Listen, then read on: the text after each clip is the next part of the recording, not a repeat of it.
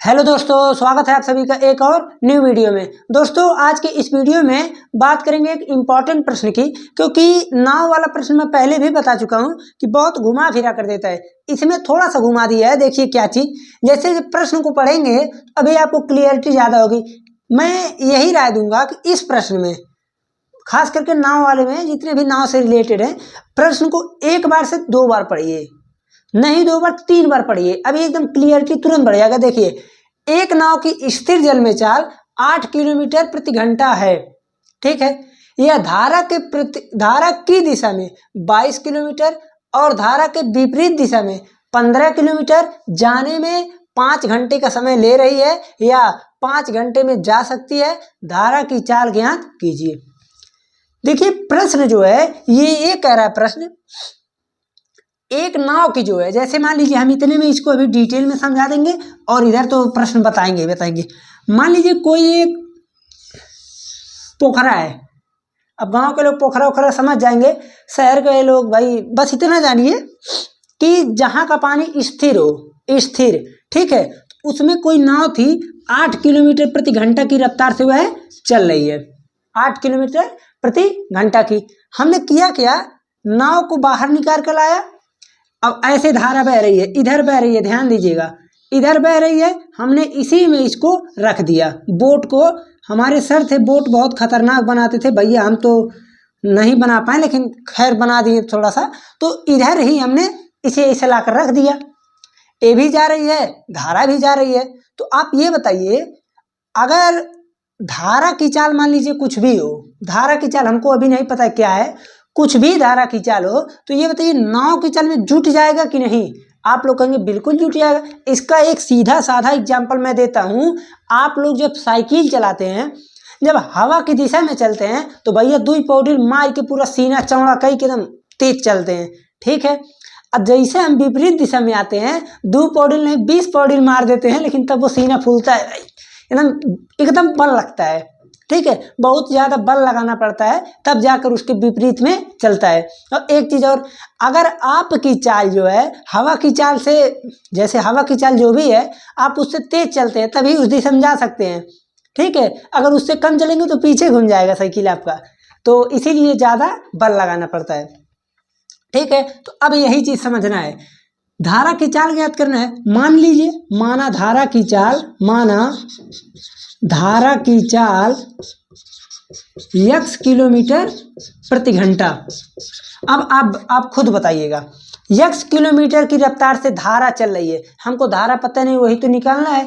धारा नहीं पता है। अब ये बताइए, अब प्रश्न यहां से सुनिए।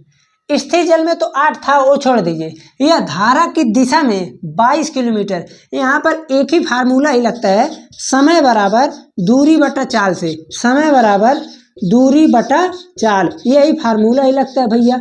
इसी फार्मूले से सब कुछ घुमा फिरा कर बताना पड़ता है। इसी फार्मूले से आपका जितना भी प्रश्न इससे होता है सब ऐसे ही होता है। तो देखिए, समय बराबर दूरी बटा चाल। दूरी कितना है, आप कहेंगे किसके लिए भाई, दूरी किसके लिए, अनुकूल या प्रतिकूल। तो पहले हम अनुकूल के लिए लगाते हैं। देखिए, यह धारा की दिशा में 22 किलोमीटर, तो आप कहेंगे भैया दूरी तो 22 है, चाल कितना है, 8 गो चाल तो था स्थिर जल में, ये तो रहेगा ही रहेगा। और नाव वाला भी चाल जुट गया, तो हो जाएगा 8 + x, 8 + x, समझे। क्यों, क्योंकि 8 तो भैया चल ही रहा था, 3 बोले, x वो भी ऐड हो गया, तो हो गया 8 + x। अब समझिए, फिर बोला धारा के विपरीत दिशा में 15 किलोमीटर, तो भैया लीजिए 8 - x हो गया, 8 - x। अब बीच में क्या लगेगा, बीच में क्या लगेगा, यही प्रॉब्लम होता है बच्चों को। तो बीच में लगेगा क्या चीज, सुनिए। मैं ये बोलूं कि एक कोई बच्चा है, स्कूल जाने में, स्कूल से आने में 5 घंटे का समय लेता है, तो आप क्या करेंगे, जोड़ देंगे। मैं ये बोल दूं कि एक कोई बच्चा है, जाने में आने की तुलना में 2 घंटा कम समय लेता है, तो आप घटा देंगे। बट यहाँ पर सिंपली बोला है कि यह धारा की दिशा में 22 किलोमीटर और धारा के विपरीत दिशा में 15 किलोमीटर 5 घंटे में जा सकती है, तो यहाँ पर लगेगा प्लस, ठीक है। अब आपको इसे करना है भैया सॉल्व। अब सॉल्व कैसे होगा, क्रॉस मेट्रिक मल्टीप्लाई। 22 × 8 कितना होता है, आप कहेंगे 176, -22x प्लस 15/120 प्लस 15x अपान, अब देखिए a plus B A minus B, A plus B A minus B, formula होता है A square minus B square. लीजिए अब क्या चाहिए, आप कहेंगे ए स्क्वायर, तो भैया 8 का स्क्वायर माइनस एक्स का स्क्वायर इक्वल टू यहाँ पर 5 तो लिखा ही लिखा रहेगा। अब देखिए 176 और 120 दोनों को करना है आपको ऐड, तो जैसे दोनों को ऐड करेंगे ये हो जाएगा, देखिए 6 9 296, और जब -22x में प्लस 15x करेंगे तो यहाँ पर आ जाएगा -7x अपान 8 का वर्ग 64 minus X square equal to 5/1। अब कर दीजिए क्रॉस मल्टीप्लाई, अब क्या ही होगा इसके आगे, तो जैसे ही करेंगे आप यहाँ से हो जाएगा 296 माइनस 7 है ना, हाँ 7x इक्वल टू 64 बचे कितना होता है, तो 5 चौक 20, 2 6 बचे 3 2 32, 320 माइनस 5x स्क्वायर। अब आप क्या कीजिए, इन सभी चीज़ों को इधर लेकर आइए, इन नीचे इधर वाले को आप इधर लेकर आइए, ट्रांसफर कीजिए। जैसे ही भैया ट्रांसफर करेंगे ये 5x स्क्वायर माइनस में है ना, तो इधर आके हो जाएगा plus 5x square minus 7x plus 296 minus 320 ठीक है, 5x स्क्वायर। अब माइनस 7x तो भैया अकेले है तो अकेले रहेगा, अब यहाँ पर घटाइए, आप कहेंगे घटाएंगे तो 24 आएगा, कैसे भाई 4 इसमें जोड़ देंगे 300, अब 20 जोड़ देंगे तो 320 हो जाएगा, तो आ गया 24।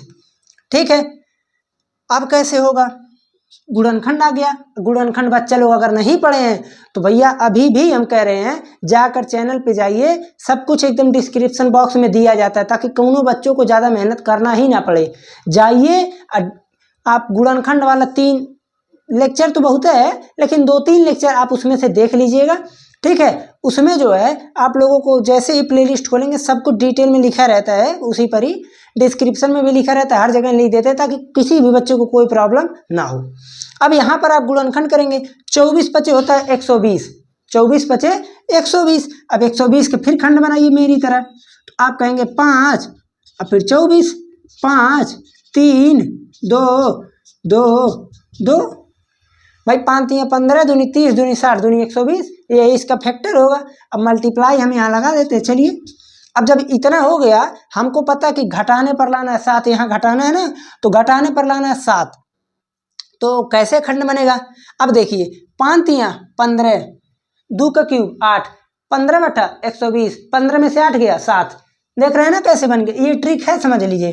5x square minus 15 minus 8 x minus 24, और यहाँ से आप लिखेंगे 5x square minus 15x plus 8x minus 24। अब आप 5x कॉमन ले लीजिए भैया, 5x कॉमन लेंगे बचेगा x माइनस 3 प्लस 8 को कॉमन लेंगे तो बचेगा x माइनस 3। और दोनों जगह जब x माइनस 3 है तो कॉमन लेके 5x प्लस 8 लिख दीजिए। अब 0 के बराबर करेंगे तो यहाँ से x की वैल्यू कितना आ जाएगा, 3, दिख रहा है कि नहीं। चलिए अब इसके आगे नहीं दिखता तो आप लोग क्या कीजिएगा, यहाँ से जब इसको 0 के बराबर करेंगे तो यहाँ से x का वैल्यू कितना आ जाएगा, 3, और x का वैल्यू 3, आई सब निगेटिव में आ गया तो छोड़ दीजिएगा। 3 आया ना तो लिख दीजिएगा अतः धारा की चाल 3 किलोमीटर प्रति घंटा होगी। अब नहीं विश्वास है तो चेक कर लीजिए, 22 8 3 11, 11 दूनी 22, यहाँ से आया 2 प्लस 15, 8 में से 3 गया 5, 5 3 15, 2 3 5, करेक्ट आंसर 3 आ गया। ठीक है, हमें लगता है भैया ना वो वाला क्वेश्चन आ गया होगा। आप लोग भैया बस एक ही काम कीजिए, इंपॉर्टेंट प्रश्न जो PYQ सीरीज चल रहा है छोड़िए मत। ठीक है, छोड़ेंगे तो भैया घाटा आप लोग खुद करेंगे। पूरा वीडियो देखिए, प्रश्न आ रहा है तो ठीक है रोक कर वीडियो कर लीजिए, आंसर मिलाने के लिए आप लोग भगा कर या 2x पे देख लीजिए, एक बार रिवीजन हो जाएगा। ठीक है, इस प्रकार से आप लोग करेंगे तो हमें लगता है कि आप लोगों को बढ़िया मार्क आएगा। भाई आप लोग पढ़ रहे उसी लिए ही रहे हैं, ठीक है, पूरा मेहनत में उसी लिए हो रहा है, तो कोई समस्या नहीं होनी चाहिए। मेहनत से पढ़िए कीजिए, और अब टाइम तो एकदम कमी है, तो इसलिए बस मेहनत कीजिए। ठीक है, चलते हैं। सब्सक्राइब आप लोग कर ही लिए होंगे, सब्सक्राइब के साथ साथ लाइक वाइक भी वीडियो पर कर दीजिए।